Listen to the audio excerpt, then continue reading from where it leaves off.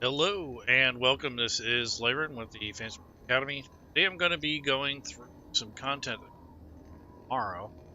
I thought I would share some of my prep work for that, being a different you can learn and also be reminded of if you're already familiar with Fantasy Grounds. So essentially I'm putting together the map for the encounter. I'm going to do a lot of prep work, actual event.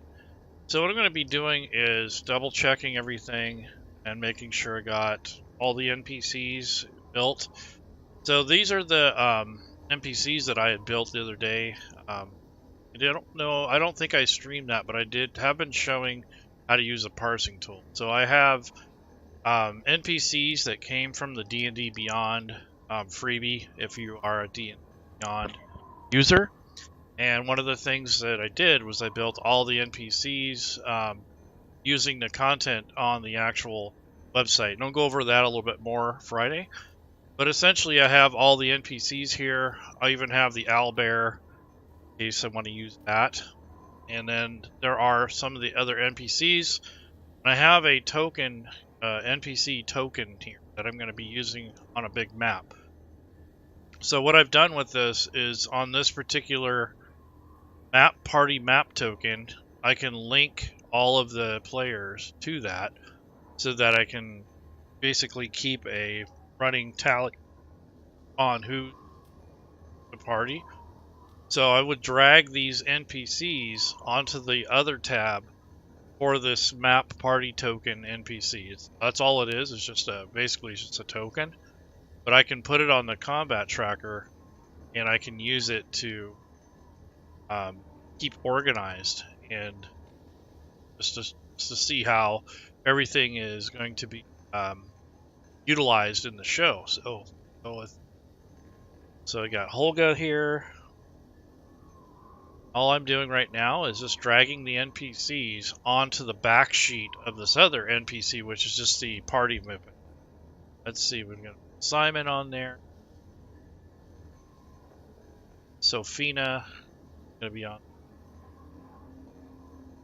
So what I'm going to do is I'm going to take Forge off here. He's one of the other villains, so I don't need him. But basically that's that. And then I'll grab the owlbear just in case if she decides she wants to change.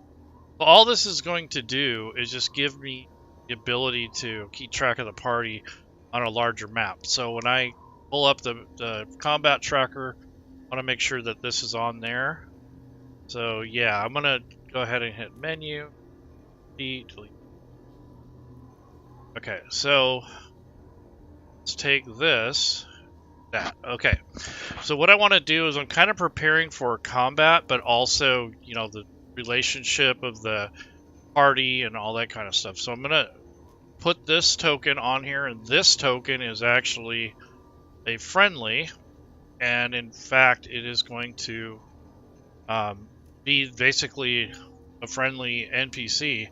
And then I'm using the friend zone plugin, so I'm going to see if this works. But essentially, I can add any cohorts that I want to this list here. So the cohorts would be the NPCs that I want to use for this map token. So that's another way you can do it instead of linking it to the other tab. Possibly link the cohorts or all the people in your party if you're using the friend zone extension. So this is a D&D 5e rule set.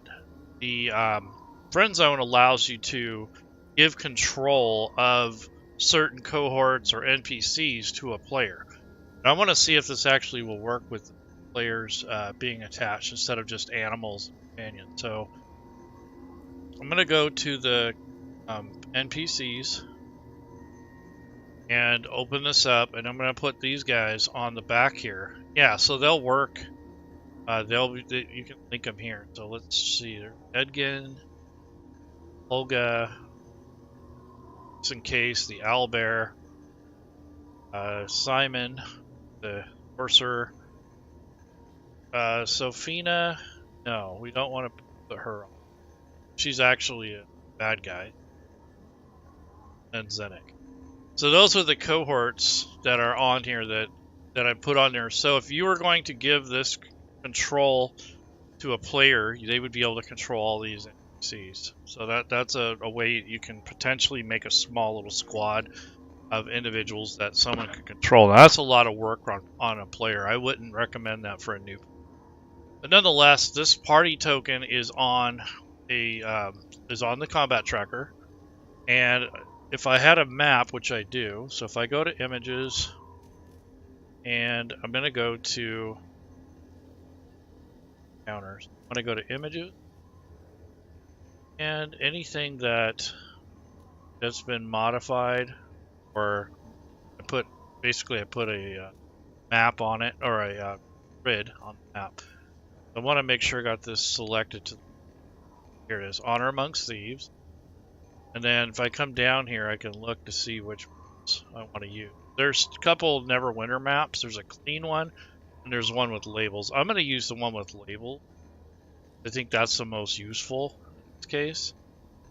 And what I'm going to do is, right now it already has, essentially it has like a kind of like a grid on it. They are these hexagons, so I can keep track of that movement. What I'm going to do is actually make those a little smaller, and I have this in miles, so probably go with, I don't know, blocks maybe. I'll go BLK. That'll be for, or something like that for blocks, and then what we'll do is we'll do this for each one of these blocks. 5 blocks is quite a bit, so we'll just say it's 1.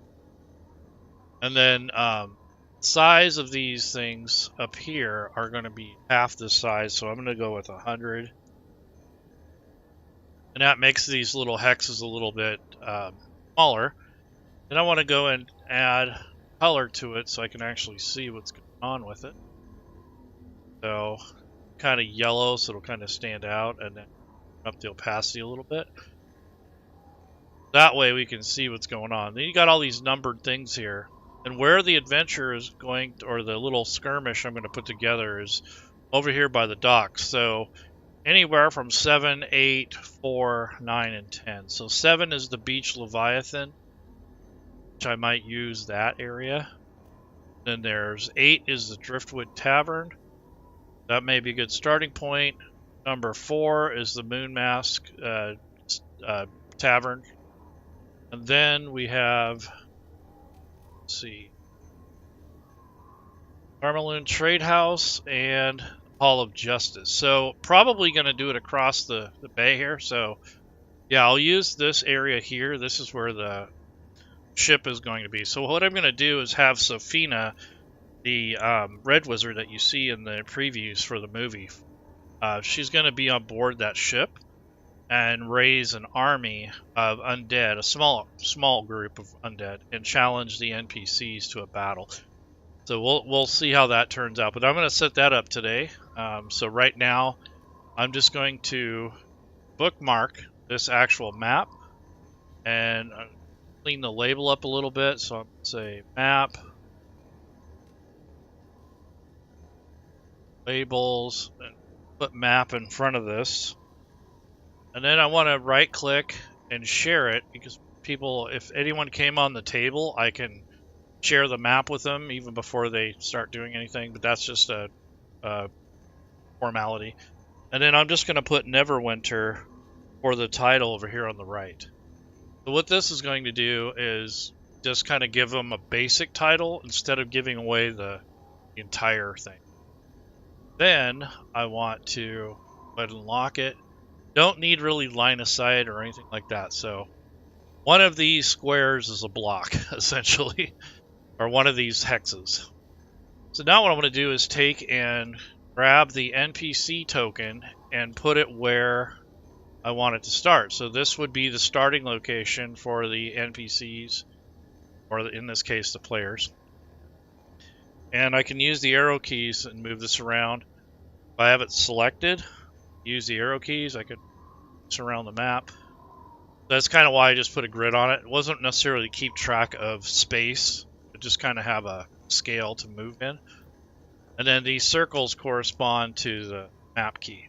So whenever you have a big map like this, kind of make the actual frame of this map here kind of match the orientation of the map itself. So let's see what we got. So this is, see, that's kind of horizontal, so we want to have a map that's kind of like that. And if you get off-centered like that, you can actually drop this toolbar down, and you can zoom to fit, or you can right-click, hit view, and you can also do the same thing there. Then what I'm going to do is just kind of butt this up here, and then I want to place the frame of the map where I want it to go. This is where I want this map to pop up each time that I use it during gameplay. That way I'm not, you know, shuffling things around and moving everything. That's when Fantasy Grounds or any other VTT gets kind of annoying if you got to manage a bunch of things. So I want this to always pop up here. That's really what the goal of this is to kind of keep this in a form that is easy to see, and it's not going to be covering everything else. So now that I have that position, I'm going to left click and drag the top here, and I want to see if I can turn on my point. See if that's any help. May not be, depends on what I have loaded here. Let's see. I'm trying to get the pointer up so that you guys can see what I'm doing, and hopefully that's a little bit. Pointer. I usually do this for instruction and that kind of thing because it makes it a lot easier to see what I'm. It's really hard to differentiate. Yeah, there we go. So up here on the top left, I'm going to left click and drag and hold this down and drag it down to hotkeys. So hopefully the pointer. If you guys can see the pointer, let me know. If not, then sorry. But this is to help you guys with seeing where I'm pointing at, clicking. All right, so the next thing is I'm going to be, so I have that linked. So what happens is if I close this map for any reason and I need to come back to it, it's going to be there and it's going to be in the place where I left it and not just any old place. Whenever you open a new window that you haven't opened before in Fantasy Grounds, it always opens in the very center. So if you know that, whenever you open something, and if it's something you're going to need, go ahead and change the size, the frame around it. Like in this case, I resized the frame around the map. Put it where you want it, and then close it or bookmark it, whatever. So if I close this now, and I bring this up, it's going to go where I left it. And once you understand that in Fantasy Grounds, it gets a lot easier to use. A lot of people are constantly opening, closing, and moving windows around. Once you understand what the behavior of it, it's not as annoying. So this is just a way to kind of mitigate that and to kind of manage the window. So this is the map of Neverwinter, and the party is up here. So this is where we're going to be starting that combat. And I'm going to have a ship here that's at the harbor where they're going to fight on these docks. Is kind of the plan I had. So that's just getting that part ready. When it comes to the combat, you can open up this party combat tracker, and you can open up the other tab here on the back side. And then I'm going to drag and drop these NPCs into this area for the actual combat. So that's something you could do. But before I do that, I actually want to assign the tokens that I made for these particular NPCs. So when I was kind of taking a break yesterday, I went and downloaded all the tokens that I made for this particular adventure or for this show. So if I go to my assets and I go to campaigns, because I actually made a token group for this particular counter. And now for Doric, the actual NPC druid, I'm going to unlock her NPC sheet, drag and drop, so left click and drag, and it's going to replace the letter token, which is going to look a lot better on a stream. And then Edgin, same thing. I'm just going to go through and unlock each one of these and link the new token.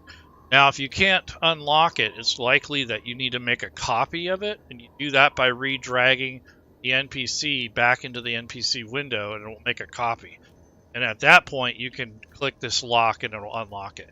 Some of them are kind of got this pinkish grayed out area where you can't unlock it, and that's part of a, you know, like a module or something like that. It's read only, but once you make a copy of it in Fantasy Grounds, you can edit those. So that's all I'm doing right now is I'm taking the NPCs, kind of getting them set up so I don't have to move them too much when we're doing combat. So that's one of the things that I do to prep for my games, is to kind of get all the windows arranged where you want them. So here's Edgin, and on the back here, I could even link his picture that I have for him. So if I unlock this and I go to my images, I can actually look at some of these tokens or the artwork that I picked up from the D&D Beyond website and grab these. So I think Edgin is like... So these are the full art that for each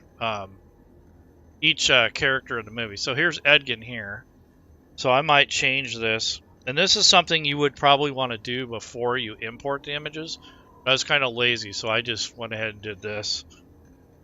I didn't relabel the images, which is something you should do. But anyways, here's Edgin. I can take this picture of him and link it to the back here of the NPC sheet. And whenever we want to show what he looks like, we can pop this up. We can right-click on it and hit sharing, and share the record with the rest of the group. So you could do that with your NPCs, so that the players get an idea of who they're dealing with or what they're seeing. So this is a way that you can kind of organize your NPCs. So we put a new token in there, some new art, and then all this stuff here was formulated when I actually imported the NPCs from D&D Beyond into Fantasy Grounds using the NPC import tool. I've been kind of going over that the last couple shows that I've done. I'll kind of go over it again tomorrow, and I'm going to keep going over it until it kind of sinks in. That's the only way you're really going to remember what to look for and how to use these things, because if you don't do it very often, it's something you'll forget. So basically, you have to take the NPCs and kind of make sure the text is correct before you import it. And that's one of the biggest headaches is trying to get that right. Depends on your source, but D&D Beyond is pretty clean. Unless you use their homebrew stuff. The official content on D&D Beyond has the correct format 99% of the time. You don't have to mess with that. But when you copy and paste out of PDFs or websites, you gotta really have to keep an eye on how the text is formatted. But anyway, so I'm going through each one of these and kind of sizing them up, the actual stat block, because I don't want to have to keep messing around with it during combat and during gameplay. So I'm taking these and kind of resizing them as I need them. And like I said, I can take and put, like, this is the cohorts tab for the friend zone extension. So I can actually add this owlbear, which is going to be her shape change, to the NPC sheet or the character, and that'll allow control of that NPC. So if she changes into that owlbear, we can accommodate that a little easier. So that's something you can do with an extension. So if you use Fantasy Grounds without extensions, you're just going to have to swap them out on the combat tracker. It's not much really. You can give them some control, but they can't pass a turn and other things like that. So it can be really annoying. I recommend, if anything, I don't really recommend too many extensions, but definitely the friend zone is very lightweight. It's very useful, and I definitely like using it. So that's one of the few that I would recommend. So this is the owlbear on the back of a sheet. And this cohort tab doesn't show up unless you use that extension. So it's not really part of the base program. And it's free on the Fantasy Grounds Forge. So looking for it, that's where I go. So here's the medium human, neutral. She's a druid. She has a special shape change that's really unique to her. It's not a canon power, but essentially 5 times per day, she can transform into a beast with a challenge rating of 3 or less, or into an owlbear. And then it tells you to see the stat block and all this stuff. So what I did is, on the other tab, I actually linked the attribution link to where I got this stuff. And then I also linked the owlbear NPC, so it's easier to get to, so you're not digging through the books. that's a handy tip to have for game masters if you're going to run NPCs. It's nice to have some of that information on the back of the character sheet or the NPC stat block instead of having to go through the interface and looking for everything. Do that a little bit ahead of time. It's a lot easier than trying to do it right in the middle of the game. Nothing wrong with that, but it can take a little time. So that's basically Doric. I'm gonna take her artwork and apply that to this sheet here. So it's, I wish I would have labeled these. That would have made this so much easier. Because now I don't know which is which, and I'm kind of going through, clicking on every single one of them until I get who I want. Okay, so here's Doric here. So it's a key that you name these ahead of time, because I don't know what these numbers corresponded to. That's something that you'll fight with if you don't do this. So anyways, there's her artwork. So I'm going to left click, drag, and drop that up here into the NPC stat block. So this is just kind of setting these up for the show. So when I do the combat, I can pop everything up. It's right there. I'll know where everything's at. I don't have to go digging through the interface to find the stuff. And it's so much simpler to do that than trying to do it on the fly. So I'm going to go ahead and keep going here. So I got those two dealt with. I got a few more to do. So this is all prep for the show. So if you want to watch the show, we're going to talk about the movie a little bit. We're going to do that mini combat. And then we're going to talk a little bit about how I got to this point. And then we'll talk about the books and sort of thing, and how they tie in with it. I was really hoping that this movie would have been a lot more popular and such, but with the OGL mess that happened, it kind of ruined the momentum. So this was a good opportunity for Wizards of the Coast or the D&D team to tie in a movie with the actual game and kind of get some momentum out of it. But I think this is going to, the mess that we went through and the trust and all that stuff, I think it kind of broke the momentum. So I'm kind of sad about that. It broke the spirit of the game, and it kind of sucks. So it won't be as popular as it could have been. But anyways, I'm going to do my best. This is something I'd planned to do even before the OGM. So I'm going to stick with my persevere, I guess, and push through it. But I really was hoping for something a little bit better. And I think what we're going to get is, you know, direct to DVD type thing, almost. So you want to look at it that way. So let's see. I'm going to go back to the NPCs, and now I want to see. So that's Doric. So I guess I'll put him on the combat tracker as I go, and I'm going to go ahead and change the faction here to friendly because they're not bad guys, at least in most ways. Here's Edgin too. So whenever you put an NPC on the combat tracker, if it is an ally or someone that you're unsure of, make sure you change the faction. That changes a couple things in how they're identified on the battle map. Because they'll have the wrong color, like threat color. Instead of being green or yellow, it'll be red. So just like this token over here. Alright, so that's those. Forge is not going to be in this, so we'll leave him out. So here's Holga. I'll go ahead and size up her NPC sheet. Get that ready to go. And then go to the other tab, unlock. And what I'm going to be doing is dragging over her artwork and the token. So the token is here, so I got Holga here. Kind of what I've done is I put like a ring around these. Usually I use white, but I wanted it kind of themed for the characters. So each character kind of has a theme, a color theme. Like Holga kind of has this orangish red. Zank has this kind of this yellowish orange. Sophina, the villainess, she has red. Simon kind of has a light purplish blue. Edgin has blue. Forge has this beige color. And Doric has green for Druid. And then her owlbear token is here. So that's kind of cool how it worked out. But anyways, so I got Holga here, got her token. Now back to these numbers. So I forget which one. No, 7. So I was right this time. So Holga When I first saw this, I thought it was Olga. I'm like, why did they call her Olga? Olga's pretty close, though. Okay, Holga. She's kind of like a barbarian type, so it kind of makes sense. So there's Holga's artwork. Drag and drop that up here. That's linking the NPC, the other tab, to the artwork or vice versa. So that way, if you need to show her, you pop that up, right click, sharing, share the record with the table. So that's so they can see who they're dealing with, depending on what's going on.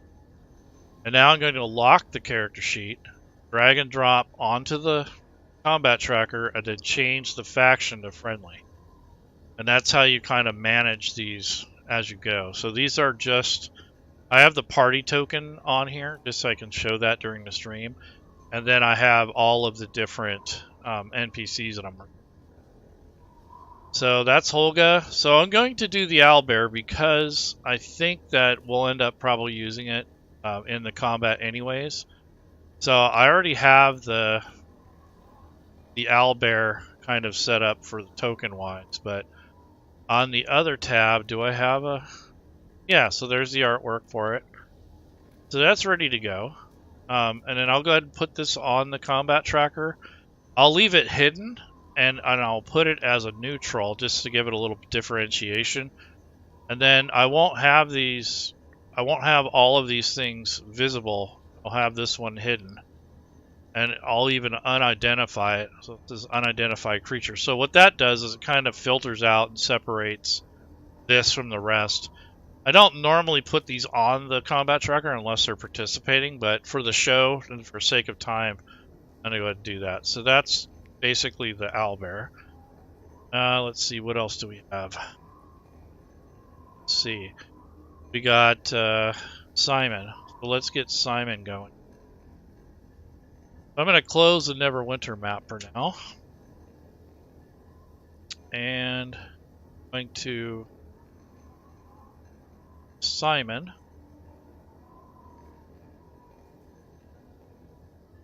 To open his NPC stat block, bring this up. Right click and drag this down. Unlock it. Drag the token to replace this other one. Then go to the other tab.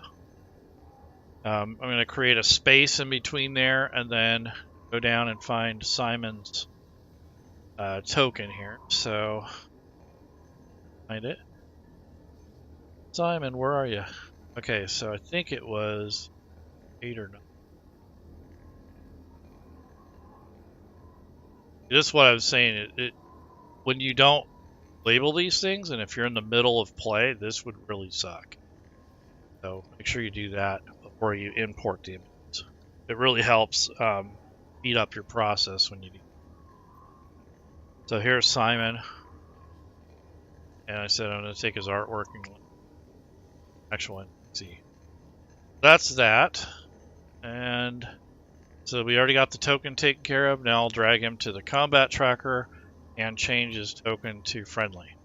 That's so that we know who's who. Like I said, the owlbear is not going to be visible unless she uses that. So I have it on a invisible state. It's not even going to be on the map until needed. Let's see. And we can change the settings in Fantasy Grounds to skip the hidden actors. So if you have tokens that are hidden and you don't want the Fantasy Grounds to stop on that hidden token, you can actually skip those so that it doesn't show that there's something there. Because when the players see that hesitation, they'll know that there's another token or another NPC on there. So there's in the combat, I believe, you can skip the hidden actor if I want. Let's see. So this turn auto center map, I usually turn that off because once I have the map set, I don't want it to move. That's up to you, but that's per individual. That's not anything to do with, not a global set. So where is skip hidden actor? There's critically awesome essentials, show basics, auto load. Let's see, skip hidden actor. It needs to be, yeah, skip hidden actor. I'm going to turn that on. But by default, that's normally off. So that's helpful. And stop at round start? No. So that's helpful when you have this kind of situation. So Simon looks like he's done. I want to go in and get... Sophina is actually going to be the nemesis in this. And I got to set up her little undead army thing. So I want to first go this. So, oh, she can summon a wraith. So she magically summons the spirit of a Thayan assassin, which appears as a wraith. Summoned wraith appears in an unoccupied space within 60 phase. Summoned wraith takes its immediate turn after Sophina. It lasts for about an hour until she dies or until she dismisses it as a bonus action. So I want to make sure that I have that wraith ready to go, so I'll put that in the cohorts. So I might as well do that now while I have her. So in the cohorts area, again, I'm using the extension. This is not a normal part of Fantasy Grounds. But I'm going to put that in there so I don't have to deal with that later. So I'm going to go to NPCs, which I'm in right now. I'm going to unfilter it because right now I just have it filtered to the stuff that I want. And go to Wraith. And open this up.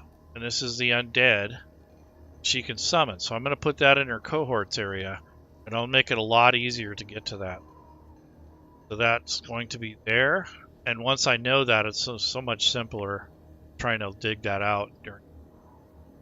So that's kind of a way you can prep for certain eventualities.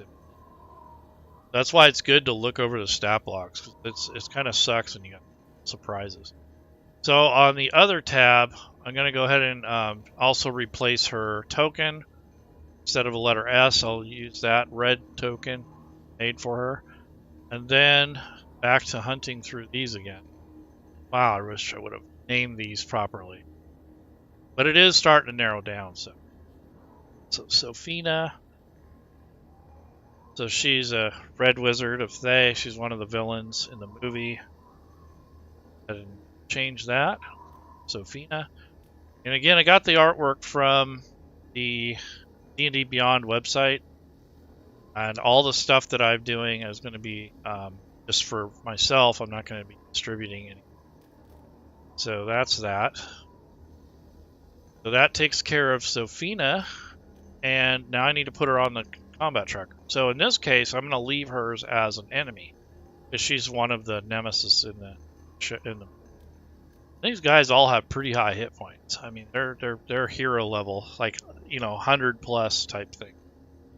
Let's see. What doesn't kind of make sense is the owlbear. It has better attacks and stuff, but it has a lot less hit points than Doric does, which is kind of crazy. But anyways, so now we need to get Zenek in here. So first of all, let's bring up his NPC stat block. Zenek is a paladin, and got a pretty cool setup too. And he's also from Thay, so he's probably knows a lot about Sophina, her wings. So I'm going to unlock this and drag his token up to token spot up here on the top right. And then on the other tab, I'm going to make a space here after the title and go to her artwork, or his artwork. So that's Forge. There's Zenek right. Let me rename this first. Zenek. And see, I had this wrong too. It says Zenk. So Zenek should say Zenek. Yeah, this also Zank. So I kind of messed this up. Port takes that name and runs with it. So when you're doing these, make sure you got this spelled right. Zenek. Down here. So these are little things that you'll find out as you start using Fantasy Grounds. Little mistakes like this can end up creating more work for yourself, and it's unnecessary. Just make sure you check the spelling before the stat block. Yeah, it's not that big of a deal, but still. Let's see. Yep, so I got most of that. Okay. Zenik Yander. Or Zenik Yendar. Okay, so there's his token.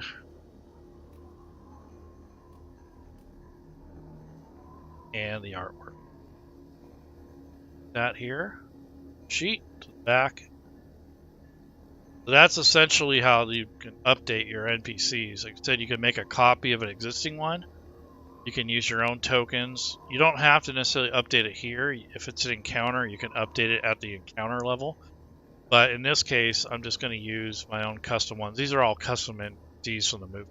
So, alright, so that's that. So that takes care of a majority. And then I need to put Zenik on the combat track.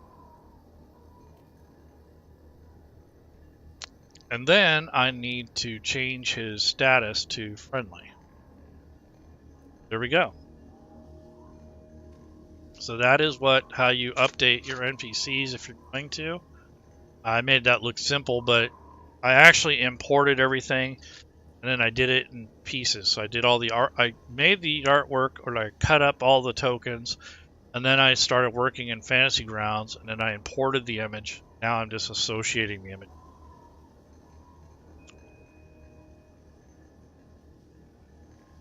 There's that and that. So it looks good. So now why I did this over here on the right is when you actually click on your NPCs in the combat tracker, once you have these sized and put where you want them, they'll pop up where you want them to go. That's what I'm checking for. So all the NPCs that you have on your combat tracker, you set these up and have them stretched and sized to where you want them before you start your combat. It's so much easier than trying to do it on the fly during the game. Because then what happens is they just come to the front. They'll come right up to the front of the file here, instead of always going to the wherever they want. Go ahead and put these where I want them. So here's the party sheet token. That's all this is. It's not really a character. Here's Holga. Let's see.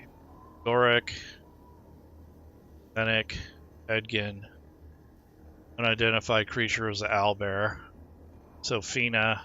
Simon. So when you click on these links on the right, it actually just brings those sheets up to the top, which is handy. So that's basically how you organize these. And then this is set at round 1.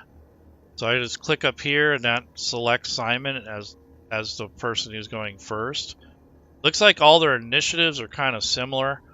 So what I can do is I'm going to go to menu and go to initiative and roll for all NPCs. That reshuffles the starting initiative order, so I know. So Zenik is going to go first, and then Sophina, and then everyone else. So that's how the combat's going to start. I'm going to go ahead and reveal all the NPCs just so I know that they're revealed, and then I'm going to hide just the bad guy and the party token on the combat tracker for now. And then, actually, I want the party token, but I just don't want the owlbear or Sophina. So there we go. So that's that. Now that I have that, I can close these if I want. So these, now that these are set up and I have all the artwork and the tokens done, I can close these for more room. I don't have to deal with all that extra gobbledygook there. And now if I open this up, it's actually going to go where I want it to go. So that's good. Now for the map. So I have an image that I want to use for the map. So this is going to take place, I don't think it's going to, maybe I will use the beach Leviathan as a kind of a backdrop. This comes from another source from the DM's Guild, I believe. I got this online. It was free. Pretty cool. I mention it in the notes, but this is the ship, and it shows it docked here, which is kind of cool. So what I'll do with that is I'll go ahead and drag and drop that down to the hotkeys. And then, again, I'm going to size this up to where I want it to actually show up and appear. So when I go to share this with the party, right-click and zoom to fit. And what I might do, actually, to make this more interesting, especially if it's like a stream or something, is I'm going to add like a fog type thing or some kind of mist so it looks more interesting. So I'm going to go ahead and put a galley or something like that as the name. Galley ship. I don't really know what kind of ship it is. It looks like a... Sails are down. And then I'm going to unidentify it until they get closer to the ship. Then for the actual area here, I'm going to go ahead and go to the effects button up here. Down below, I'm going to create an effects layer, and then we're going to assign it the mist. So there's some mist going on, and notice it kind of goes everywhere. So I want to take that and just left click and drag, so I only want the mist to appear in this window. Then what I want to do is kind of limit where the mist is, so maybe kind of more down at the bottom. So I want to change this to hide area. So I'm going to hide up here. And then I'll use the Alt key to kind of draw freehand around the ship itself.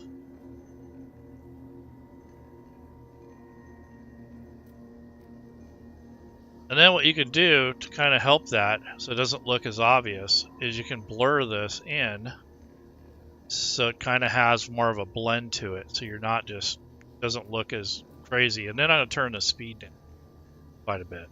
So now it's going to look more like actual fog and not just really zipping by like a windstorm.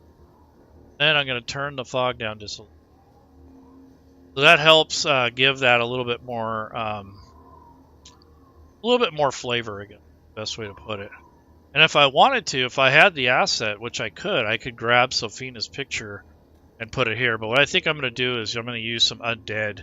She's going to summon an army of undead. It looks like there's a doorway here. So, yeah, that'll be fun.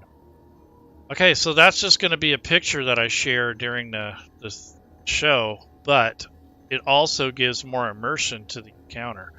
When I show that image, you're going to see this mist rolling by. If I wanted to, I could put clouds up here.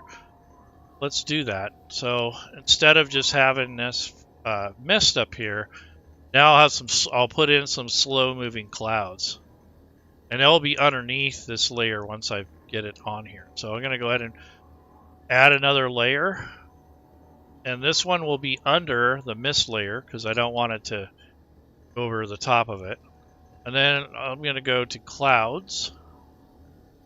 And then I'm going to mask off the opposite side. So I'm going to go ahead and put a mask here. And the only area that I want to reveal is the area above the ship. I don't really want it to show too much below. I can do that.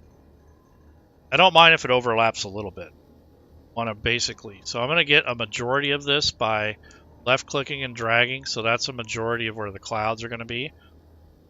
But in this transition area, I'm going to kind of semi-carefully drag this and draw out where those two meet.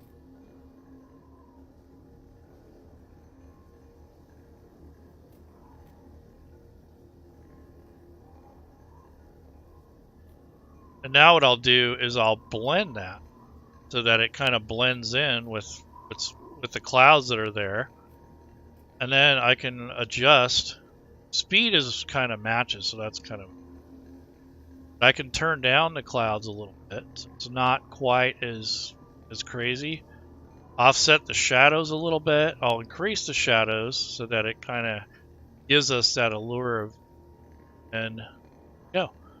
So now we have clouds up here, mist and fog here, and the clouds have shadows in it, so that'll shadow the sun.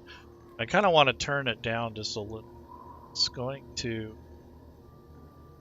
Basically, I don't want the clouds to block too much of the art.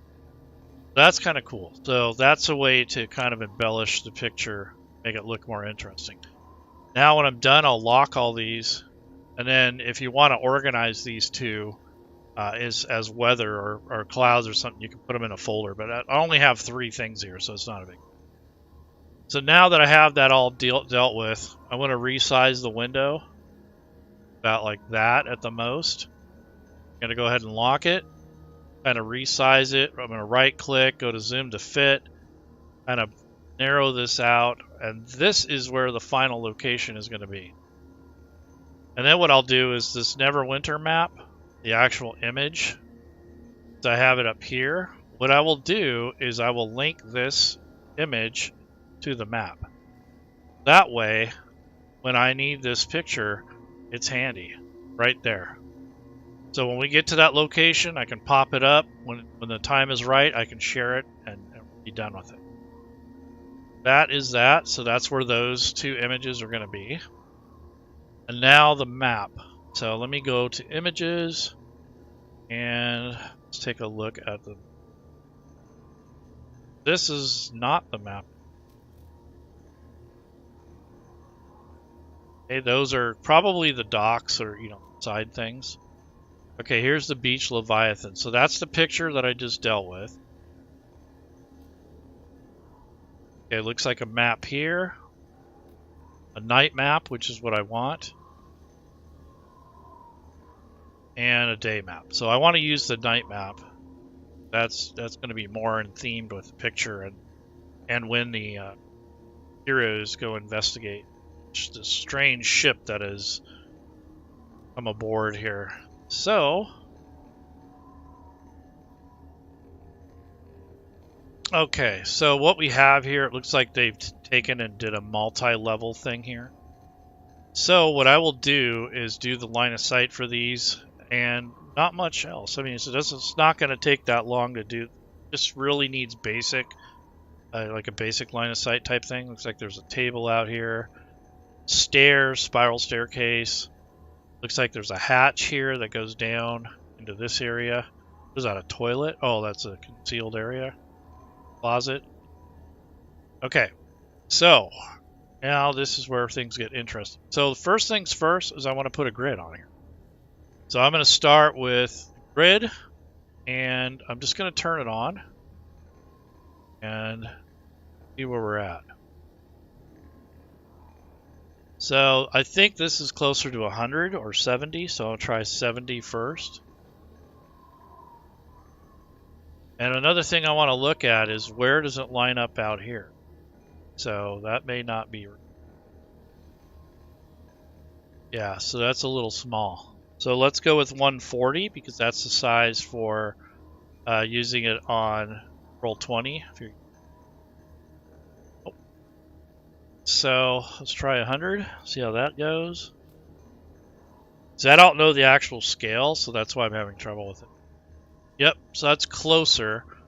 Now what I want to do is take this image and kind of figure out what the right scale is. So the other way you can do this, instead of playing around with those numbers, is you can right click, go to layers, and you can turn the grid off, and then we can re-add the grid, but actually drag it manually. So I'm going to go to Layers, Set Grid, and just start at this corner and left-click and drag until I get something close. So yeah, I was pretty close. It's around 100.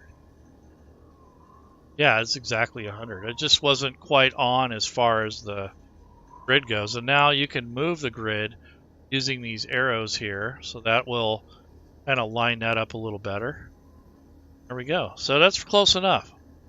So let's see if that holds true throughout the entire map. That's the other thing, is if the map isn't actually square, you'll notice that if the further away you go from wherever you centered it, the farther off it is from being centered. So yeah, it's working out pretty good. Now I want to take and change the color so I can see it a little bit. So that's the grid. got that set. I'll turn it. So now we have the grid set. So that's the first step. Now, if you want to add water and all that stuff, we can do that later. But I want to do the line of sight first. So I think for for quickness, I just get all the lines in first, because that's really where the work is. So what I would do for this, let's see, this is the bottom layer. This is the bottom of the ship. Here's that doorway that goes in and out. So what we're going to do is left click and drag and go into the map tools. So I want to go to the line of sight tool, and I'm going to go to the rectangle tool, and I'm going to knock out as many rectangles as I can before I have to get to the curve part. So I'm going to go ahead and do this, and then I'm just going to take this rectangle and just left click and drag, and that's going to place the line of sight roughly where I want it to go. And I'm going to come back to about here. See if I can capture any. That's what these are, portals. That's that. So that's essentially what I'm going to do with that. And then when it comes to this rounded part, all I'm going to do is go to the line tool, and I'm going to hold. I don't even need to do that. So I'm just going to go to the line tool, start at this point here, and just kind of click around this area here, since it's not a perfect square, and kind of go from there. And double click. Then later on I can remove this line. So you can see up here these didn't quite line up right. So later on I'll adjust and fix all that. So that's just getting the preliminary lines in first, and then I'll worry about cleaning it up. So now I'm going to go to the rectangle tool and kind of do the same, but started it in the wrong spot. Go, and let's go something like this. That takes care of that part. There's a little bit of an area here that looks like it's kind of blocked. So what I'll do is I'll put a line. I'll go to the line tool. Okay, actually this is a square, but I think the line tool will help me more overall. And if you want the line to be straight, you hold the shift key. You're dragging it and double click to end it. That creates that line. And then I will just go ahead and do the same thing for here. So left click, hold down the shift key and drag down, and that makes a straight line this way. And then I do the same thing for this. So I'm just going to left click out here, hold down the shift key, drag it down, double click. That creates a line. Now this thing here, I'm going to also make this a square. So take this, left click, center here, and just go like this. That'll take care of that part of it. So that's really not that bad to do line of sight if you do it that way, because like I said, you can come back later and fix this. So again, I'm just going to, I'll probably just make this square. Come down here and let go. Like I said, I can always clean up this mess later. Worried about that right now. There's a doorway here, there's some windows, door. Okay. Now we're going to go to the next area and kind of do the same thing. So I'll knock out the big rectangle first, and then that stuff. So rectangle tool, wall tool. Always check that. This. That goes here. About there. Okay, and then I'm going to make a big line coming down through here, but let me get the curvature first. So I'm going to go to the line tool, start here, just kind of click around this area. This is probably the second level, at the bottom. Okay, so now what I'm going to do is make some pretty big rectangles based on the way this room is set up. So just kind of go like that, which is going to knock out a majority of the walls. So that way I don't have to come back and keep drawing in the same types of shapes all the time. This thing here, I'm just going to draw this as a rectangle. And this thing here as well. What that's going to do is speed up this process, so I'm not spending all day doing this. And here, same thing.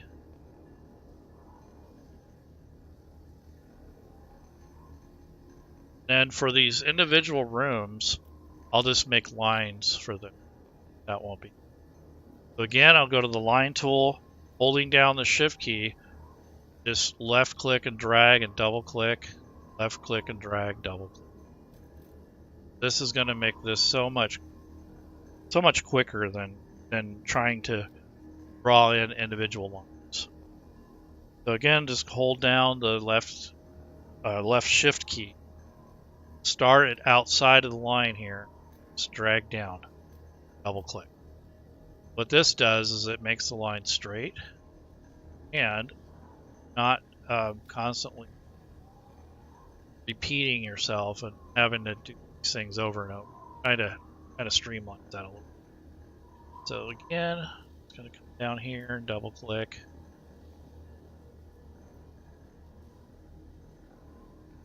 So what that does is it really takes this to the next level. It's less finessing around. And like I said, I'm going to come back later and clean the lines up, so I'm not too worried about that. So that's that, and I'm going to do the same thing up here. This is the upper deck. So I might handle this a little different, and I'll show you what I'm saying. So this is indoor and outdoor kind of thing. That's going to be tougher to do, but basically I'm going to make this an enclosed area and this thing up front an enclosed. So I want to take the line of sight tool, go to the square tool, left click and drag. That's going to create the cabin space. I think I'm going to just leave that as I'm going to make this glass essentially. Over here, I'll create my line. So I go to the line tool, hold down the shift key, left click, drag down, and double click. But I kind of started too far over. So I'm going to hit Control Z, start over to the right a little bit more. Hit Shift, click. That's a little. Now I'm back still in the line tool, so what I'll do here is I'll just kind of click past this, kind of come around for the curvature of the ship. That's kind of harder to do this. Okay. And then the center line here, I'll do the same thing. So I'm just going to hit Shift, Shift, left click, drag, double click, gets rid of it. So this little mast piece here, we can actually turn that into an ellipse. So I can,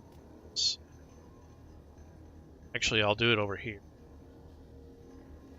So now that that's there, I can go to the selection tool, which is this arrow, double click, and drag this circle where the mast is. That's a little big, so I want to Control Z. So I don't want it to be that big. Maybe that. And then go back to it, double click to select it, and then drag it onto the spot. There we go. So that's that. Let's see, there's another mast. Yeah, I'll do all these masts now. And then I got a dividing wall here too. So let me go to the dividing wall, left click, drag, hold shift, and double click to let go. Now I'm going to take and go to the ellipse tool, draw it out over here, and then go to the selection tool, double click, and double clicked on the lines or the dots, and then let it go there. And then there's another one in the center. So I'm in the ellipse tool, sight, wall, left click, drag, selection tool, get over. So those are the masts. So that's kind of what I'm doing. So I'm going to do the same thing for these down here. So left click.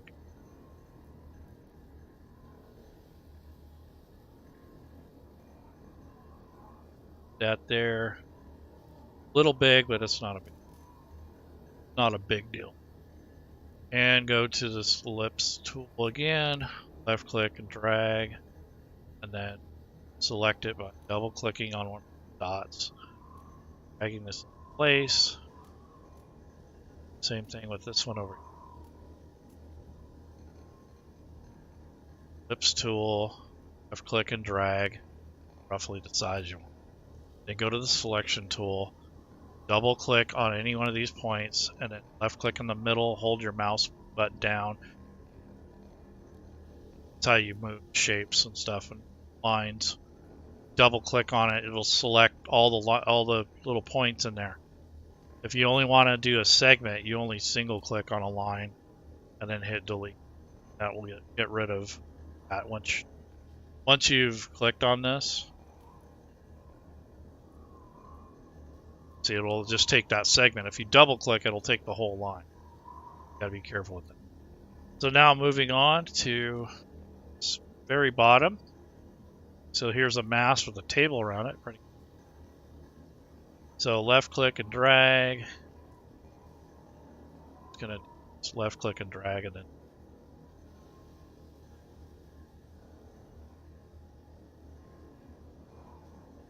Okay. Now go to the selection tool, double click, move this into place. That's a little big.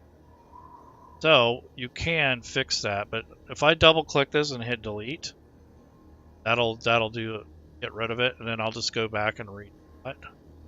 That's what I was looking for. Something more like that. I can get rid of these points too. Not too worried about that. Including this line that cuts through. I don't need that, but I'll go through and clean that up later. So what I'm going to be doing is just kind of finishing up the line work. That's what kind of how you want to roll. Because if you try doing it one little thing at a time, it's going to take forever. Alright, so the same thing, double click, drag. That's a little bit. So I'm going to delete that, draw it again. This time I'll draw it closer to the object. See how. Yeah, that's good enough. So there's your ship, all the line work, essentially. So now it's just cleanup. Done most of the line work in here. I might have forgotten one or two little things, but I got most of it. Let's see, do I got all the line? Oh yeah, so here's one I missed here. So line tool, left click, hold down the shift key, drag, double click to end the line. See anything over here? Okay. So now what we're going to do is start cleaning up. So I want to be in the selection tool. Still on the wall tool. I don't need to draw, but just in case I do, I'm correct tool. And then I'm just going to single click on the lines I want to get rid of. So that got rid of that section. I got rid of that. So that's all I'm doing is going through and cleaning up these extraneous lines that are unnecessary. So that's all we're doing. Cleaning up the extra lines that are not necessary. This, I can just drag these down and not worry about too much about that. I don't care if they're perfectly straight or not. That's going to be a door. This thing here, I'll just drag this back a little. But actually, I can just single click and delete. Oops. Anything else over here? Perfect. So that cleans up that little area. And now for this section here, I don't want this, basically I kind of want this to be walled off, essentially, except for this landing area. So what I want to do here is I'm just going to make a couple little lines to at least here. And I'll make a couple little lines here. It'll give me segments I'm trying to do. Okay, so I'm going to draw a line through here.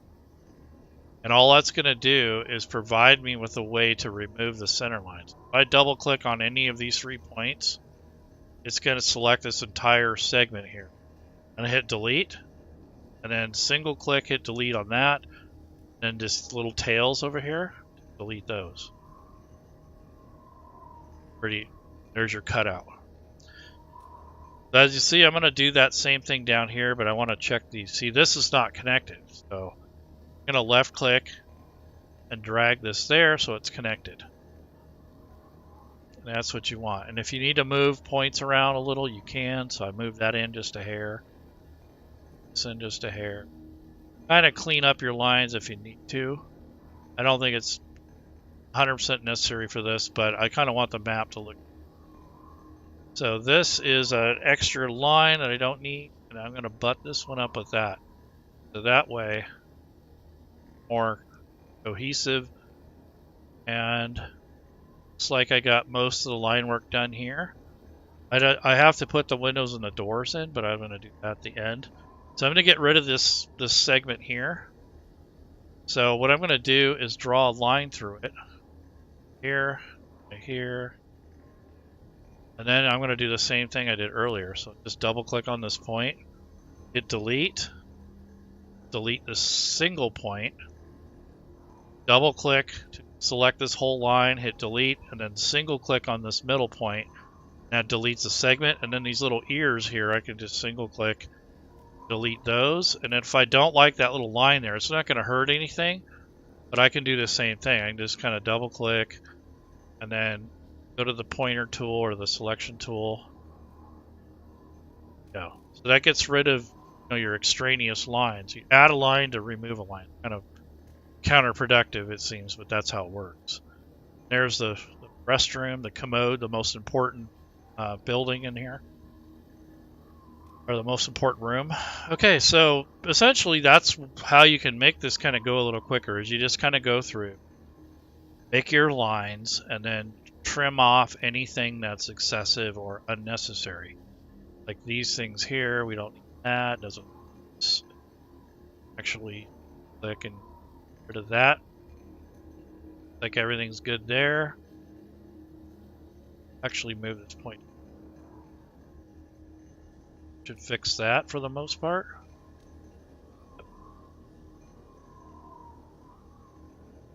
Good.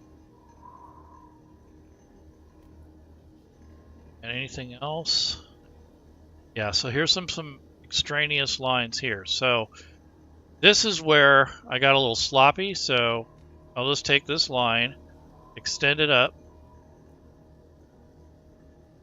and same thing with this. See if I can move. Actually, I'll just make.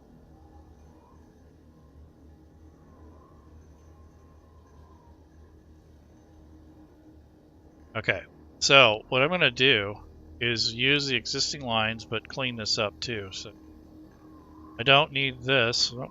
Now you got to make sure you're in the right tool. I was still in the drawing tool. Go back to selection tool. Single click, delete that segment. Don't need this line here. So again, it's going to draw a line through it. Sometimes you have to turn off the snap to grid because that'll drive you nuts. Okay, now I can go in and double click, get rid of those.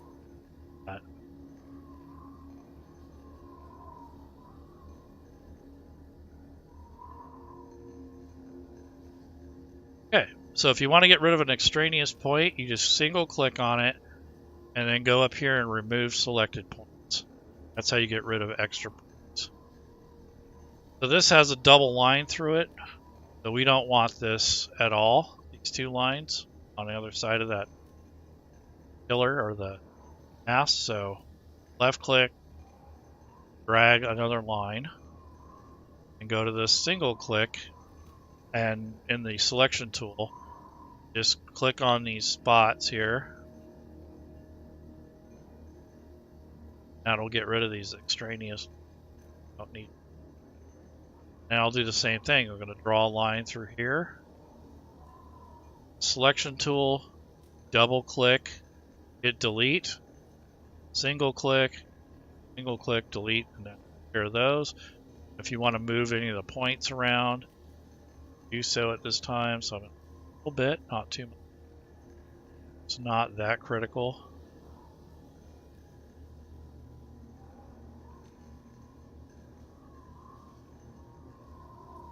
Yeah. Shabby.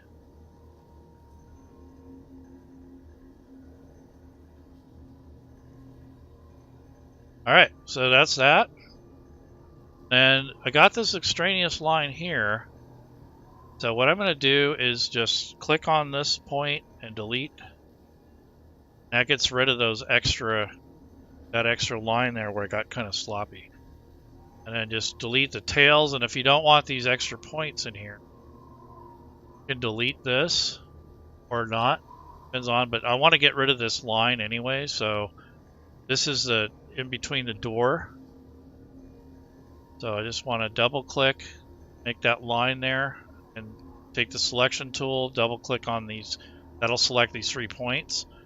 And just hit the delete once, and then click that and delete that. Here's the tail, and I gotta look to see whether this line leads. So this one is probably unnecessary, the second one. Delete that, delete this. This is gonna be a doorway, so probably delete this one. That's a walkway, it's not even really a door. Delete that single point, take this one, drag it up. This single point's got to go. So that's all I'm doing is kind of going back through and cleaning up the extraneous lines that it.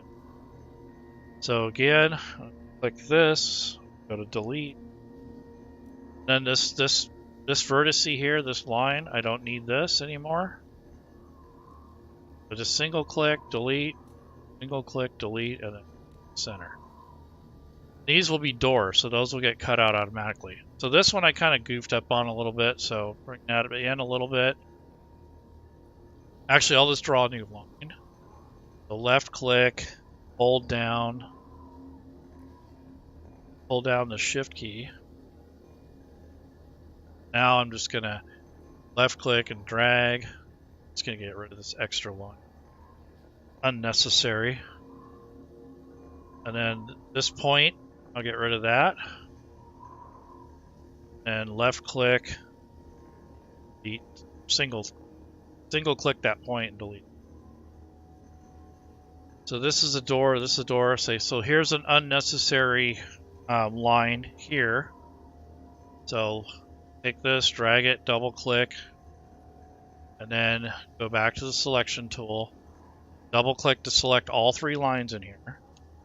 Hit delete, and then single click delete that. Gets rid of that.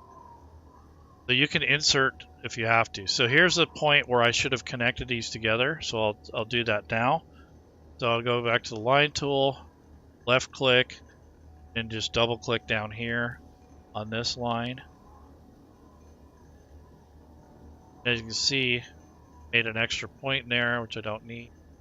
I'll single click that and at that particular, oops, that got rid of the whole line. So let me go back to snap to grid, line tool, snap and snap. There we go. That makes it so you don't accidentally make an extra dot when you don't need it. Okay, so here's some extraneous stuff out here.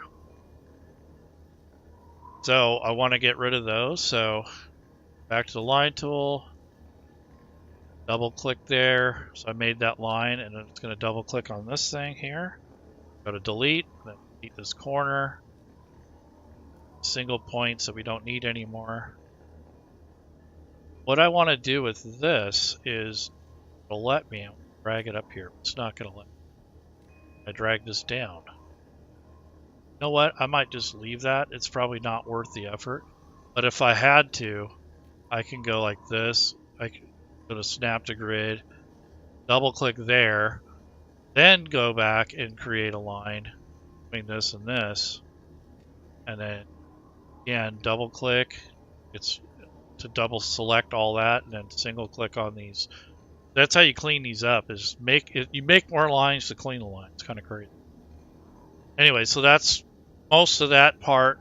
See, I got to get rid of that. Don't do that. That. Out here. Got an extraneous point that we don't need. Got another extraneous.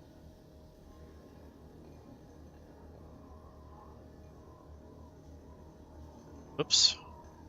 Actually, I'll just drag this. Reinventing the wheel if you don't have to. Okay, that's that. That's that. It's down.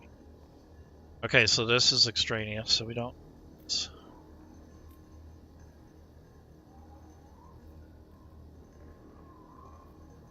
Yeah. So I think, for the sake of the, yeah, I don't want to mess with that too. But if I have to, I can always take this and do that. That should get rid of most of that. Yeah, take this. You can actually move it. But I think that's good enough. That's not going to kill anything. You start getting where you're cutting hairs, and that's when it starts taking forever. So you don't have to cut hairs for something like this. It's not a commercial product. And then I forgot the line through here, darn it. So I'll just go ahead and draw that line. So just left click and drag and just double click on this next snap to grid. All right, so that's not bad. And then we already kind of did some of this down here, all right? Yeah, so let's go back up to the top now. Oh, here's an extraneous point. That a little bit more. So selection tool, left click, delete, left click, delete, left. There we go. And this is an extraneous point, I believe. Oops, I didn't like that. But what I'll do is I'll drag this over. Let's see if that one does this thing. Yep, that worked pretty good. Okay, that cleans that up. Then I have a line in here that we don't need. Inside the room. Double click. Hit delete. Single click. That gets rid of that. And if you don't want the extraneous points, like I said, it's not necessary. So the line work here is where a lot of the time comes in. So once you learn how to get more efficient with the tool, try to stay in one tool at a time. That's when it gets a little. Otherwise, you're going to be spending a lot of time on this.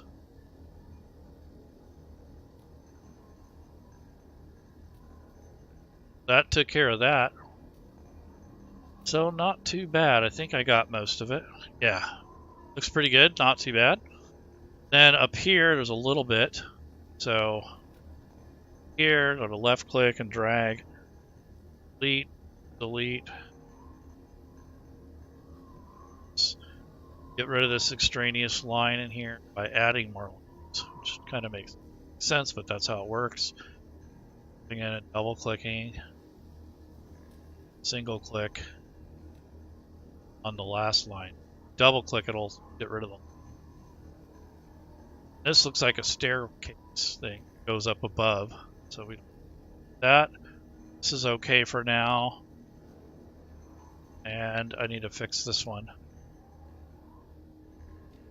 So that's essentially just kind of going through cleaning up this mess. Single click, double click. Okay, so all right, that gets rid of that. So how I want to handle the deck, since it's kind of open, but it's not, I'm going to put glass around there. So what that does is it just blocks the movement. It doesn't block the light, or it doesn't block them from opening the windows, so to speak. So we're going to make the railing and the upper deck, the parts that are exposed, we're going to make that glass. So I'm just going to go to the line tool, and I'm going to use the window tool,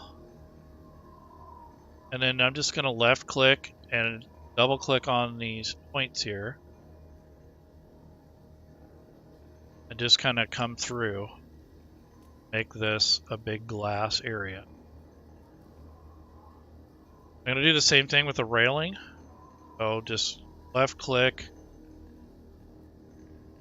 around this area, so it's kind of like a railing.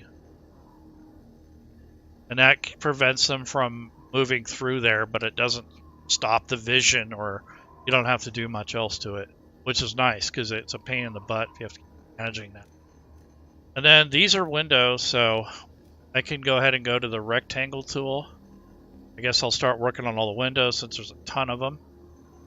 So I see a point 2 that I forgot.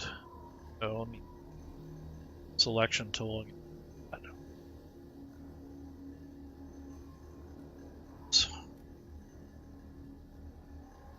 And straining. All right, so now what I'm going to do is basically start going through the windows and get that wall tool. That.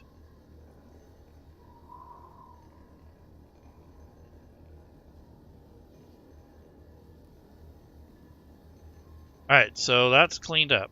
Okay, so window tool, and then rectangle. So what this is going to allow me to do is this, I'm just going to left click and drag. That's going to get me to where I can actually just take some of this, but you know, like these lines here, I have to go through and kind of manually do this because they're on a curve. Kind of sucks. So I'll have to manually remove those. So if I'm not using the square tool in the middle of using this, it will not automatically cut that out.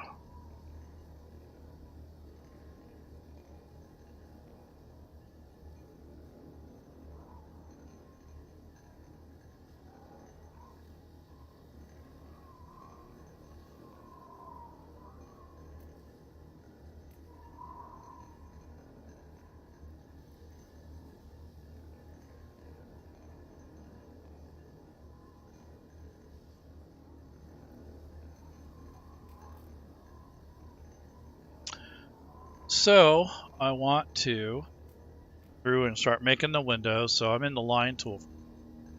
These are hard to draw at all. Can't do it with the square tool. You have to have a square surface, so that's not what we have here, fortunately. What I think I could do though is I might be able, let me try something. This might make it faster. So I'm just going to put a rectangle in here, even though it's not perfect. And then later on, I might come and move. See if I can do that here. Yeah, that works. So I'll just put a rectangular window in there.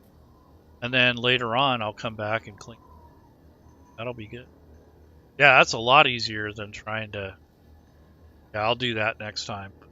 So like this up here, since it's kind of curved, I'll just make this rectangle, but then come back later and just kind of adjust these angles. Make it kind of fit the contour of the ship. That's not bad. Bad at all. Yeah, I like it. So, because now, if I do it this other way, I have to switch back to the line tool or the wall tool. I like this. Come back. This is the way we used to have to get rid of these center line. Yeah, that's a lot of work. So what I will do from now on is I'll just go ahead and draw that window, and then I'll come back and I'll just adjust the lines to kind of fit the angle. That's what I'll do. That's a lot quicker and cleaner than trying to do this every time. There's tons of windows, and I really don't want a single window. Anything I can do to make this easier. So that's exactly what I'm going to do. I'm just going to go through and take those and make them to where. That's going to be way easier. Trying to mess around. Yeah, let's try to do it. Let me see if I can single click it. So I'll move this out of the way. I'll come back here and do a line window tool. Let's connect this one. Yeah, so that's not bad. So I'll do it that way. And like here, these are not connected, so the window tool, line tool.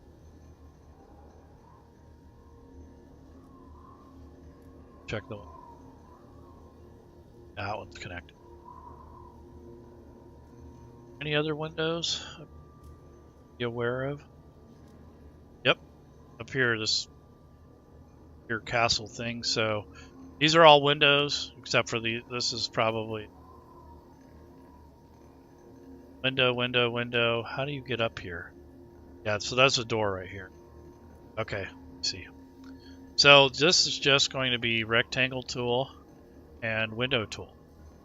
Just kind of come through and just kind of put these in. Don't have to be perfect. As long as you're intersecting with that line.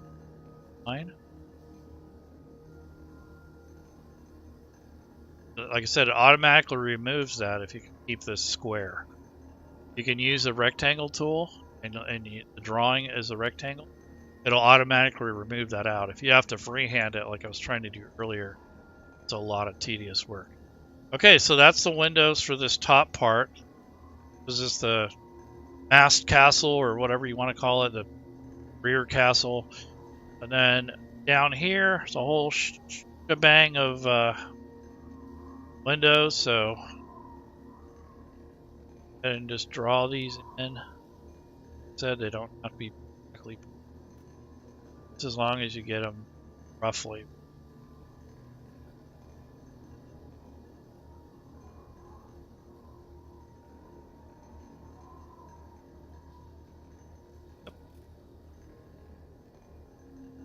That.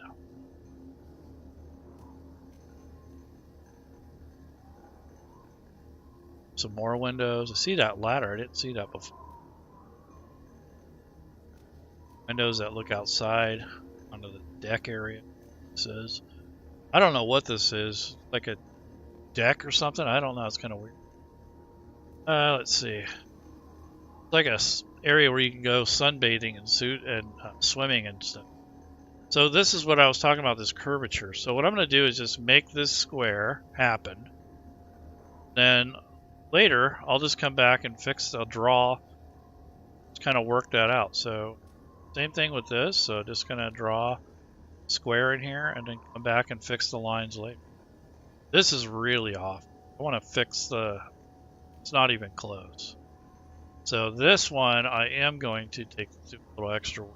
So I'm going to drag this out a little bit more so that it actually intersects with not too. Alright, now I'll go back to the square.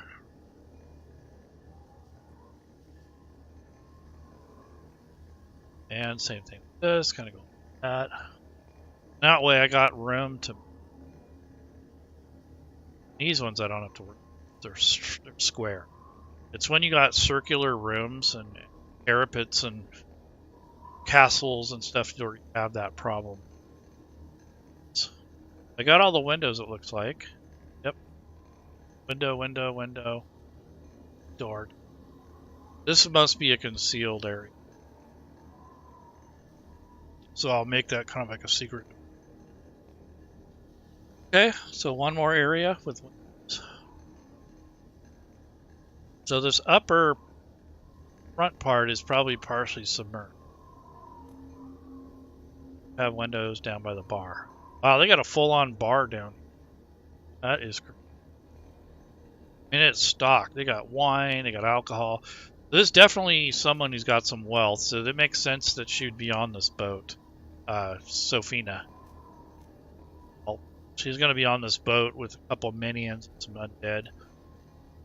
So that's the other thing I want to build today. I'm going to build the minions. It's got an undead thing going on, so what I'll do is I'll probably just make a small little mob of skeletons and zombies. It's like our pirate crew or something like that. There's a door. More windows here.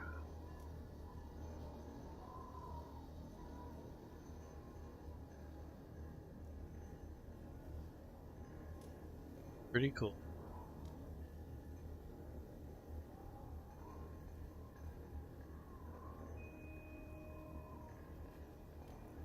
So rightfully, I would probably make these 3 separate maps, but I'm not going to do that. It makes it cleaner when you're trying to run the game, but this is just a one-time show, so I don't think I need to do that. But I would normally take the map and cut it up into three sections and layer it, so it's kind of like a, not layer it, but actually have 3 separate maps. Anyways, I think this will do it. Okay, so we got that. Okay, so now I'm just going to switch over to doors. So same thing, rectangle tool, door. And just go through and cut out all the door areas. And it works well if the doors are actually square, 90 degrees. Really helps a lot. That way you're not messing about too much. Oh, I didn't realize this is a door. Does that make any sense? No, I don't think that can be a door unless it's a window. I don't know. Because you come in here and you go up the stairs. So maybe it's a closet. That's what I'll say it's a. We'll make it a door, but it's not going to go anywhere.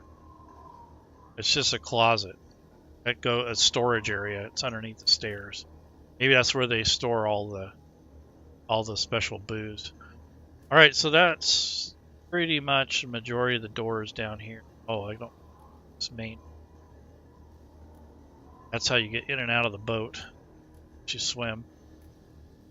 Okay, so here's the rooms. So doors for those. And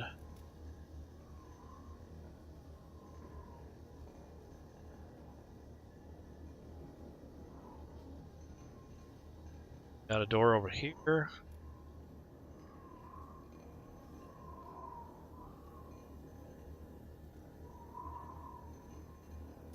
See what else we got.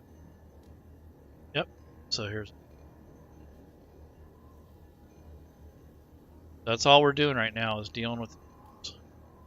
We did all the cleanup beforehand. That makes it a lot easier. Now this is the back side of it.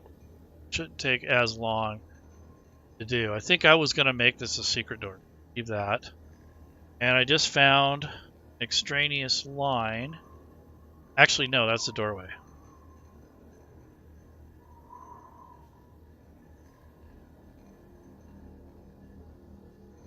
Let's see if there's. Get all the doors. Yeah, I think we got all the doors on that level. Yep. Now for the upper level, there's a few doors in here. So there's. No, I'd have thought these 2 rooms would have been connected, but maybe not. Maybe a secret door. And I took the line out of there, which I shouldn't. So put that back in. So here, connect to.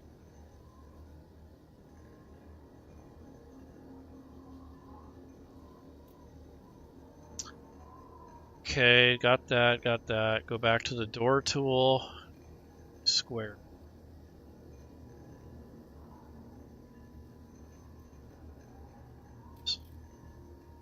This one does connect. Single door there, and then there's another door that leads. So that's the master. It's like the captain's area. Okay, so looks like got a majority of the map done. So I'm going to go ahead and fix some of these windows, and then I'm going to put the water down, and then I'm going to call it good. I don't think I need to. I do want to turn on the ambient lighting, so I'm going to go to lighting, Go to ambient, change this to moonlight. That's what this is going to be. Back to line of sight. And I got to basically mask off these areas up here. So what you do is when you're in this area here, you're going to mask off these indoor areas from the outdoor. It's important that you do that, otherwise the light from outside kind of affects the indoor. Even if it's just moonlight, it still will shine in. So what we're going to do is, once we put the ambient lighting down, we can take and we'll put we're going to block off the light from these areas here. So how you do that is in lighting, when you're in this tool here for the ambient lighting, click the mask, and what that does is it puts an invisible mask down, and then what we'll do is just left click and we'll reveal this area and just these areas. This map, those are indoor. And then for the oblong areas, get some of it with this tool. Then the rest of it I'll have to do freehand with Alt. So I just kind of come through here.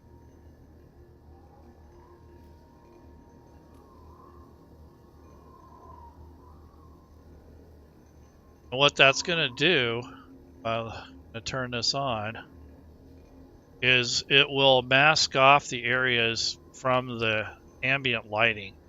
So let me grab a character and I'll do what I'm talking about. So I'm in play mode, so I'm just going to grab Zendik here. Actually, I'll put Sophina on here.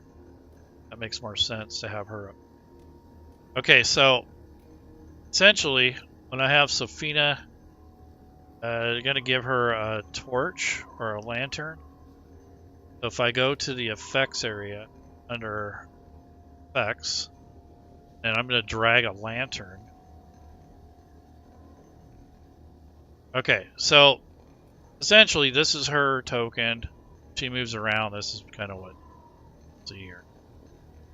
So the window thing is kind of annoying. Might have to change that. But anyways, so when I'm moving this around, it won't affect the lighting that's inside unless you open a door or a window.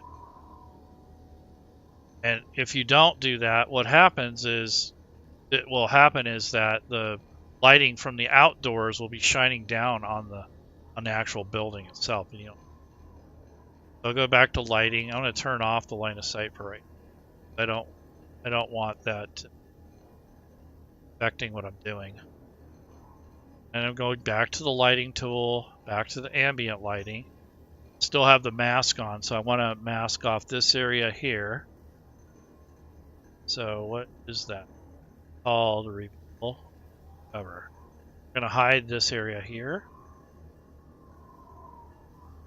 along with holding down the shift key and shift. It's Alt.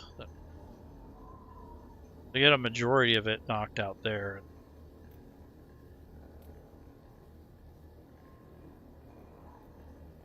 So on curved spaces like that, it's harder to do.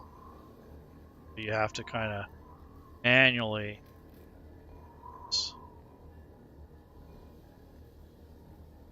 block out that area, but then this area here that's rectangular, grab most of that. So that essentially takes and blocks out the light from the outside, so it's not impacting the indoor features of the ship. So that's kind of what I was doing. Okay, so I was going to go back and clean up the window. So if I go into here and look for any of those couple windows that are kind of goofy, I had to put into, yeah, that's these here. So what I'm going to do is just kind of go to the pointer tool, window tool, and go in and just kind of, so that in here, that there.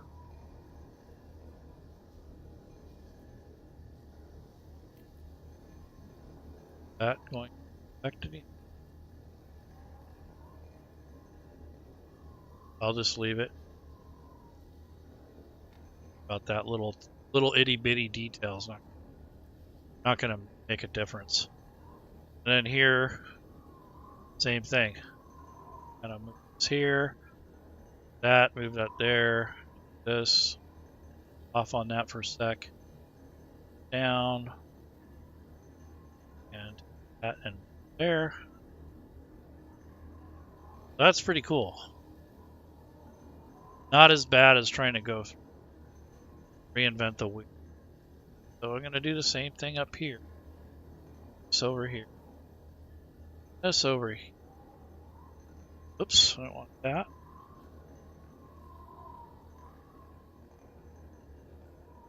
This and move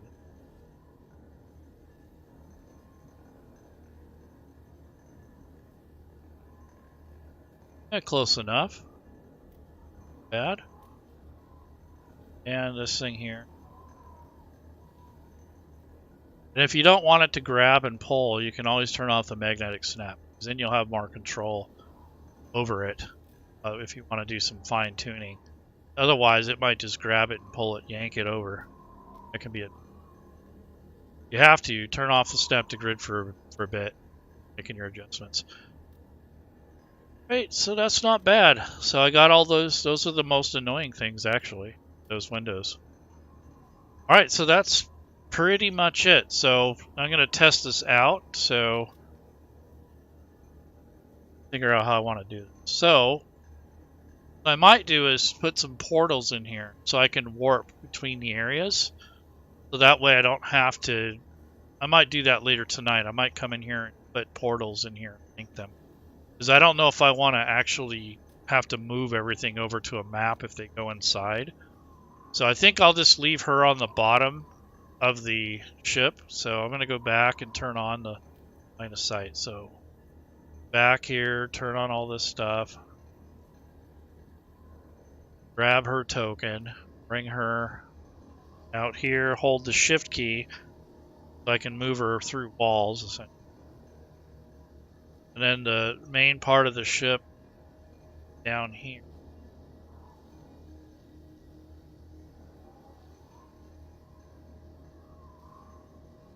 Yeah, so this is where she's going to be, down here, when the party gets here. So the party, the good guys, are going to be out here.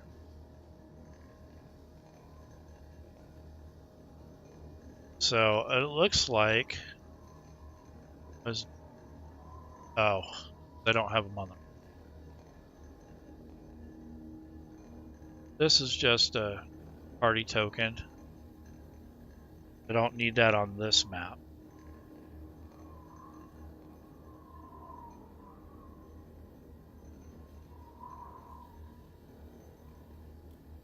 It's gonna delete that token. Then Nick out here, Olga out here, and Edgin.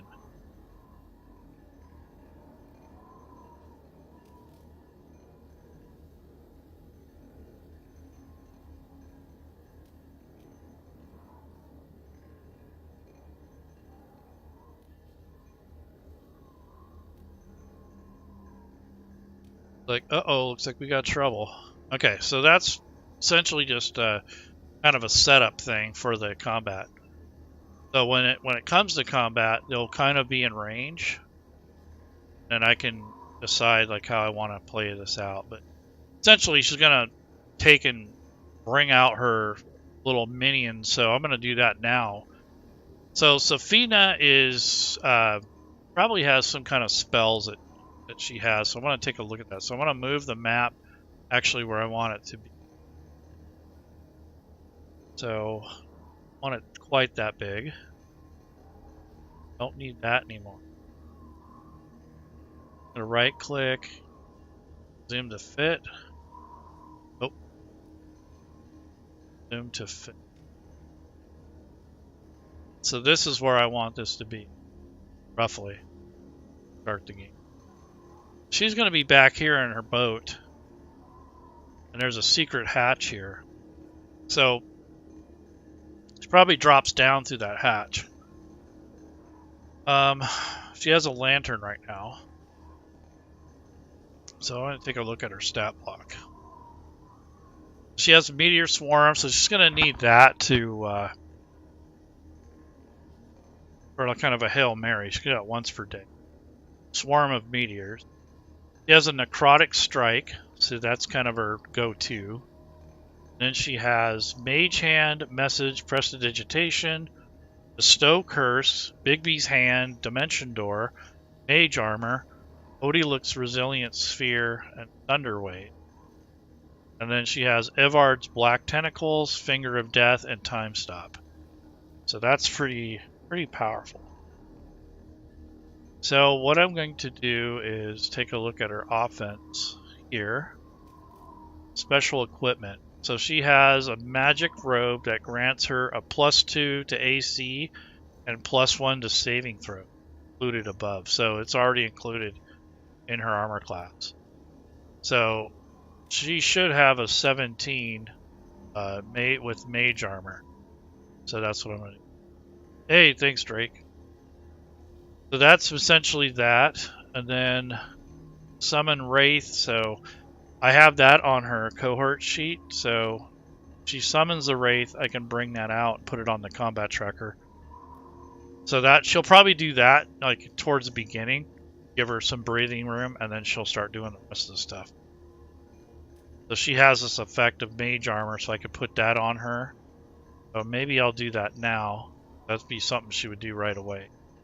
So I'll just put mage armor on her right now. Count that as one of her spells. Yep, so she's got that effect on her already. That way we don't have to worry about that. And then, does she have any other necrotic thing?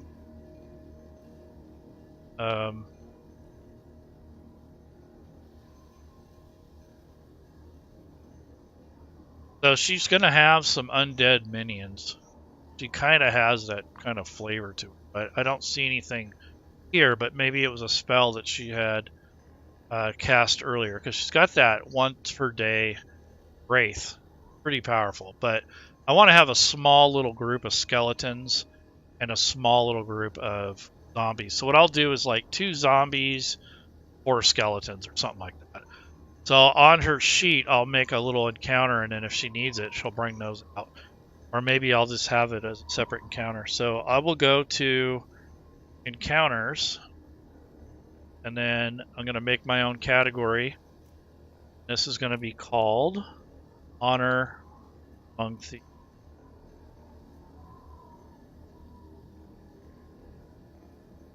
That's kind of the theme there.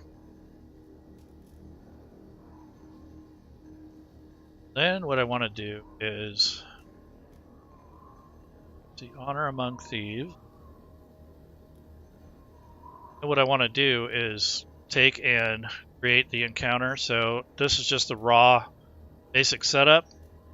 Now I'm going to actually go to the campaign, look at the NPCs. What I'm going to do is make copies of them in case I want to change them or anything. So right now I'm just going to go to all, and I'm going to search for zombie because I do have the player's handbook and some other things loaded. So here's the zombies. So I want to go ahead and grab one of these. So I'll go ahead and grab the what's this? This is from Rob 2E's thing. This is probably better anyway. So I'll just take this and drag this and make a copy of it. And that way I can use this and stuff, and then skeleton. So drag this over to my new group here. Do I have one for this yet? Yeah, Honor Among Thieves. So that zombie, drag it there. Now I want to skeleton. I mean, what's a pirate ship like thing? Skeleton. Skeleton.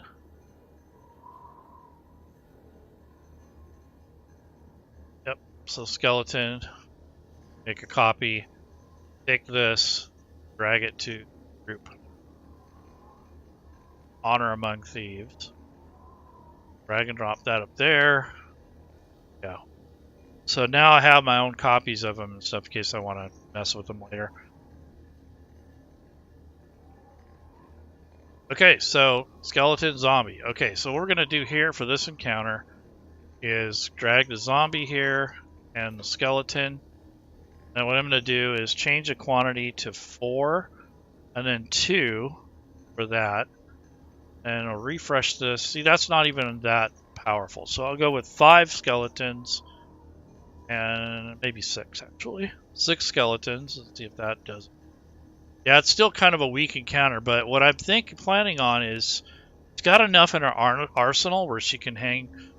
But what I want to do is send these guys out first, and then send, start. Then she'll cast the Wraith thing shortly after that. These will be her minions. So I'll say Sophina's minion. Sophina. And then what I'll do is I'll link those to the ship. And then on the back of her sheet, I'll also link it there just in case. So if I go to the Others tab, what I'll do is I'll unlock this.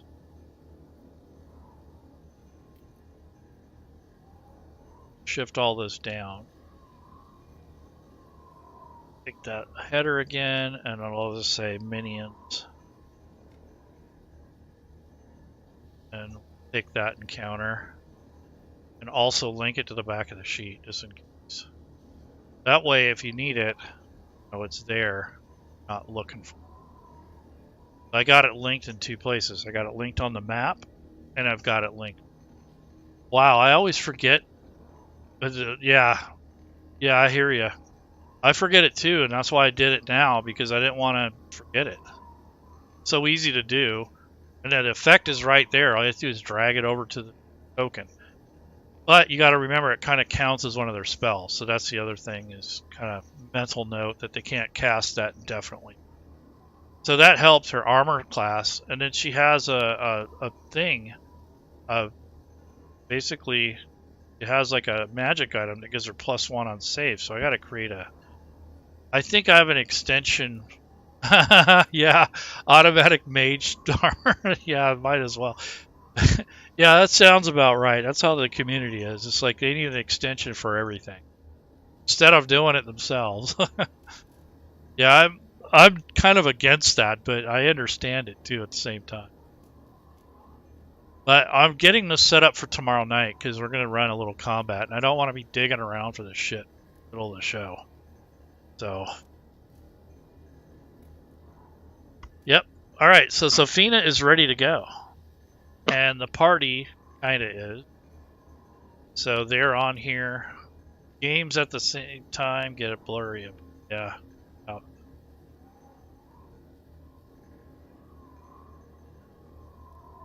Okay, so offense. So he has a little bit of offense. He definitely does. What else do we got here? Oh, this is the owlbear in case she wants to change into that thing during combat. Yeah, we're kind of good to go. I might use portals to actually well, I don't really need to for the show, but if I was going to run this as an adventure, I would definitely put portals in here between the ship levels. Because the way it is now, there's three different iterations of it on the same map. I like to at least have it hop over to the other map without having to move. So we'll see, but I don't think we're going to make it. I think she's going to come out and confront them. So we're not going to go in the ship like.